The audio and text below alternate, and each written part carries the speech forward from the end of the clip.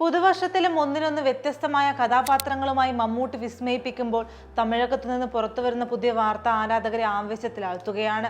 ധനുഷിനെ നായകനാക്കി രാജ്കുമാർ പെരിയസ്വാമി സംവിധാനം ചെയ്യുന്ന സിനിമയിലേക്ക് മലയാളത്തിന്റെ മഹാനടൻ മമ്മൂട്ടിയും.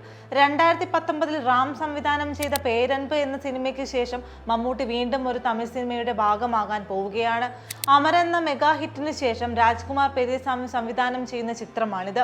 തമിഴകത്തെ 2 ദേശീയ അവാർഡ് ജേതാക്കളും മലയാളത്തിന്റെ മഹാനടനും ഒന്നിക്കുമ്പോൾ അത് 2026 ഏറ്റവും വലിയ സിനിമാ വിരുന്നായിരിക്കും എന്നതിൽ സംശയമില്ല. മമ്മൂട്ടിയെ കൂടാതെ സായ് പല്ലവിയും ശ്രീലീലയും സിനിമയുടെ ഭാഗമായി കഴിഞ്ഞു. സായി അഭ്യങ്കറാണ് സിനിമയ്ക്ക് സംഗീതമൊരുക്കുന്നത്. ബിഗ് ഒരു കഥ തിരഞ്ഞെടുക്കുമ്പോൾ അത് ചരിത്രമായി മാറുന്നു എന്ന അടിക്കുറിപ്പോടെയാണ് അണിയറ പ്രവർത്തകർ വിവരം പങ്കുവച്ചത്.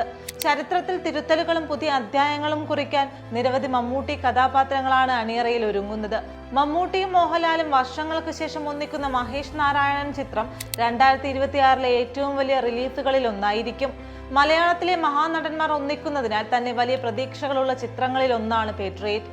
നവാഗതനായ ജിതിൻ മാധവൻ സംവിധാനം ചെയ്യുന്ന ഈ ചിത്രം ഒരു പൊളിറ്റിക്കൽ ത്രില്ലർ ആണെന്നാണ് സൂചന. മലയാള സിനിമയിലെ തന്നെ നാഴികക്കല്ലുകളായ മതിലുകൾ, വിധേയൻ, അനന്തരം എന്നീ ക്ലാസിക് ചിത്രങ്ങളുടെ കൂട്ടുകെട്ട് വർഷങ്ങൾക്കു ശേഷം മമ്മൂട്ടിയും അടൂർ ഗോപാലകൃഷ്ണനും ഒന്നിക്കുകയാണ്. 2026 ഈ കോംബോ വീണ്ടും ഒന്നിക്കുന്നു എന്ന വാർത്ത വരുമ്പോൾ അത് കേവലം ഒരു സിനിമ എന്നതിലുപരി ഒരു വലിയ കലാസൃഷ്ടി എന്ന നിലയിലാണ് ലോകമെമ്പാടുമുള്ള സിനിമാ ആസ്വാദകർ നോക്കിക്കാണുന്നത്.